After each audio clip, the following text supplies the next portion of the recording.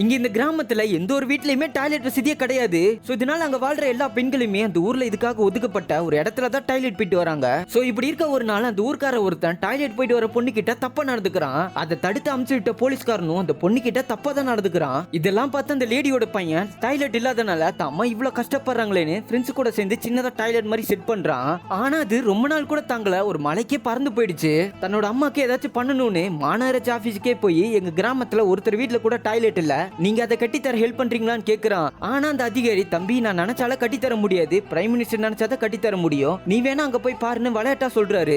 ஆனா அந்த குட்டி பையன் அதை விளையாட்டா எடுத்துக்காம ஃப்ரெண்ட்ஸ் எல்லாம் அழைச்சிட்டு பிரைம் மினிஸ்டர் பார்க்க ட்ரெயின்ல டெல்லிக்கே கிளம்பிடுறான். நம்மளெல்லாம் அவ்வளவு பெரிய ஆள பார்க்க விட மாட்டாங்கன்னு ட்ரெயின்ல போயிட்டு இருக்கும் போதே ஒரு லெட்டர் ஒன்னு எழுதுறான். எங்க கிராமத்துல எந்த ஒரு வீட்லயுமே டாய்லெட் கிடையாது, என்னோட அம்மாவோட சேர்த்து பல பெண்கள் கஷ்டப்படுறாங்க, நீங்க தான் டாய்லெட் கட்டித்தர ஹெல்ப் பண்ணணும்னு சொல்லிட்டு எழுதி முடிக்கிறான். சோ இந்த குட்டி பசங்களை பார்த்த ஆபீசர் இவங்கள கேபினுக்கு கூப்பிட்டு இவங்க வச்சிருக்க லெட்டரை படிச்சு பாக்குறாரு. பசங்களா நீங்களா பிஎம் நேர்ல போய் பார்க்க முடியாது, நான் கண்டிப்பா அந்த லெட்டரை பிஎம் கிட்ட கொடுப்பேன்னு சொல்லி இந்த பசங்களை பத்திரமா அனுப்பி விடுறாரு. இந்த குட்டி பையன் எழுதின ஒரு லெட்டரை பிஎம் படிச்சு அந்த கிராமத்துக்கு ஒரு பொது கழிப்பிடத்தை கட்டி கொடுத்துறாரு.